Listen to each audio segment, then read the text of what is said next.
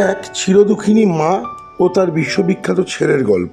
সেই মা হলেন চার্লি চ্যাপলিনের মা, হান্না চ্যাপলিন। সেই মায়ের জন্য চার্লি চ্যাপলিন জগতে বিশ্ববিখ্যাত হয়েছিলেন। চার্লির বয়স তখন কত, 5-6। মা ছাড়া কিছুই চেনে না সেই জগতে। চার্লির জন্মাবার পর 1 বছরের মধ্যেই তার বাবা তার মাকে ছেড়ে চলে যায়। বাধ্য হয়ে চার্লির মা তখন লন্ডনের একটি স্টেজে গায়িকার কাজ নেন। স্টেজে নাম ছিল লিলি চ্যাপলিন। তখন কাজ না থাকলে খাবার জুটত না। এদিকে মায়ের শরীরও ভালো না, স্নায়ুর রোগ নিয়ে ভুগছেন। ছোট ছেলেটাকেই সঙ্গে করে নিয়ে যেতেন গান গাইতে। তবে একদিন গলা খুব খারাপ ছিল, তাই হঠাৎ করে গান করতে না পারায় অপমানে স্টেজ ছাড়তে বাধ্য হলেন চ্যাপলিনের মা। ঘটনাতে প্রচন্ড রেগে যায় ম্যানেজার। ছোট চ্যাপলিনকে একরকম স্টেজে দাঁড় করিয়ে দিয়ে চলে গেলেন।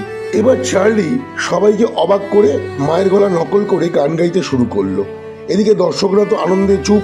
স্টেজে মুঠো মুঠো পয়সা ছুটতে লাগলো, আর চার্লি ততক্ষণে গান থামিয়ে পয়সা কুড়োতে শুরু করেছে। চার্লি তখন দর্শকদের দিকে তাকিয়ে চোখ পিটপিট করে বলল, আগে টাকা, বাকি কথা ফাঁকা। এই কথা শুনে দর্শকদের হাসি আর থামতে চায় না। সেদিন থেকেই দুঃখের মাঝে এক বিশ্বখ্যাত অভিনেতার জন্ম হলো, চার্লি চ্যাপলিন। তাহলে এবার আপনার পালা। চার্লি চ্যাপলিন সম্পর্কে আপনার কোনো জানা তথ্য থাকলে আমাদের কমেন্ট করে জানান। আর হ্যাঁ, লাইক বাটনটি প্রেস করতে ভুলবেন না।